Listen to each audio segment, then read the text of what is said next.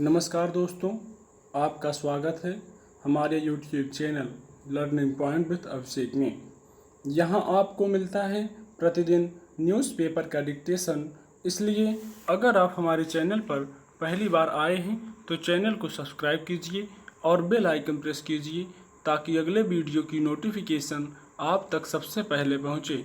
Video को like कीजिए, अपने दोस्तों को शेयर कीजिए और अंत में हमें कमेंट करके ज़रूर बताइए कि आपको ये डिक्टेशन कैसा लगा।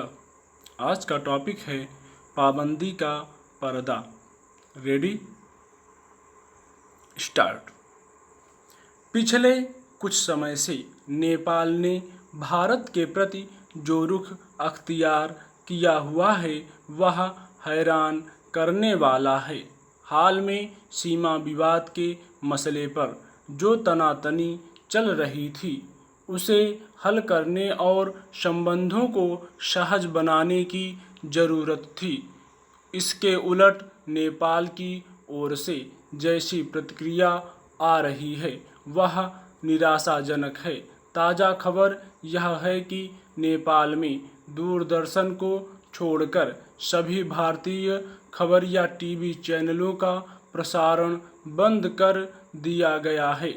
यह आरोप लगाया गया है कि जिन चैनलों का प्रसारण रोका गया है वे सभी नेपाल के खिलाफ बेईमानी प्रचार कर रहे थे और उससे देश की राष्ट्रीय भावनाएं आहत हो रही थीं। अव्वल तो आमतौर पर भारतीय चैनल नेपाल की ओर से खड़े किए गए विवाद के संदर्भ में कुछ तथ्यों और विश्लेषणों को ही सामने रख रहे होंगे, लेकिन हो सकता है कि उन्हें नेपाल अपने लिए नकारात्मक मानता हो।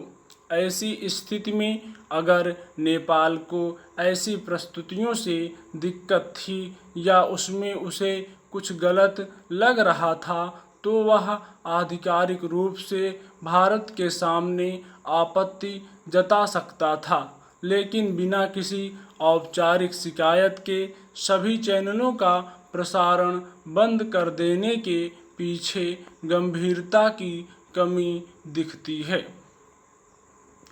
दिलचस्प यह है कि भारतीय समाचार चैनलों पर रोक का यह कदम वहां मल्टी सिस्टम ऑपरेटर की ओर से उठाया गया है।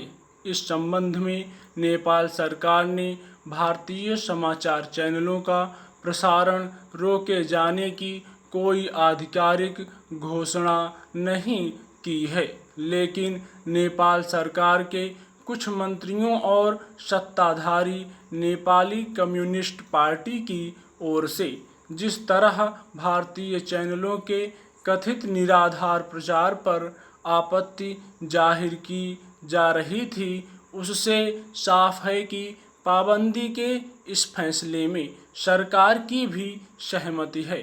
सवाल है कि एक देश की सरकार को दूसरे देश के बारे में कोई नीतिगत फैसला करते हुए क्या आवश्यक गंभीरता और ज़रूरी औपचारिकता का ख्याल नहीं रखना चाहिए।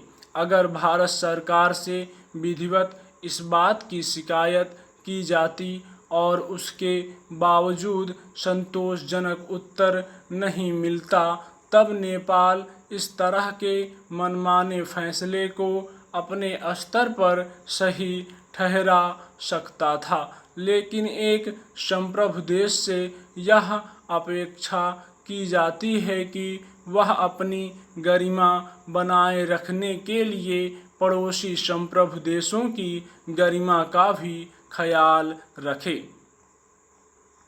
दरअसल नेपाल का यह रवैया भारत के साथ अब तक के उन पारंपरिक संबंधों और उसमें गाढ़ेपन के उलट है जिसके तहत दोनों देशों के बीच केवल सीमा का ही औपचारिक विभाजन देखा जाता रहा है। सांस्कृतिक स्तर पर दोनों देशों के बीच सहज संबंध रहे हैं और भौगोलिक अवस्थिति की वजह से नेपाल कई मामलों में भारत पर निर्भर भी रहा है, लेकिन हाल के वर्षों में जब से वहां चीन का दखल बढ़ा है, उसके बाद नेपाल के रुख में तेजी से बदलाव आया है।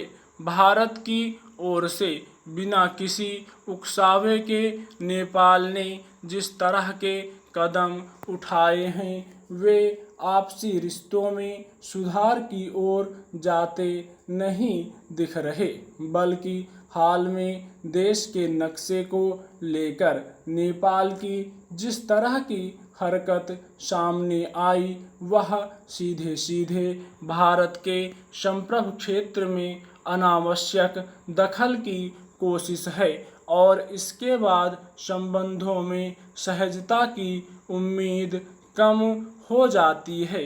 इसके बावजूद भारत ने अपनी ओर से ऐसी कोई असंयमित प्रतिक्रिया नहीं दी है जिससे स्थिति और बिगड़े, लेकिन यह समझना मुश्किल है कि नेपाल आखिर किन वजहों से एक अघोषित जिद के तहत ऐसे कदम उठा रहा है जिससे दोनों देशों के बीच दूरी बढ़ने के ही आसार नजर आ रहे हैं। स्टॉप।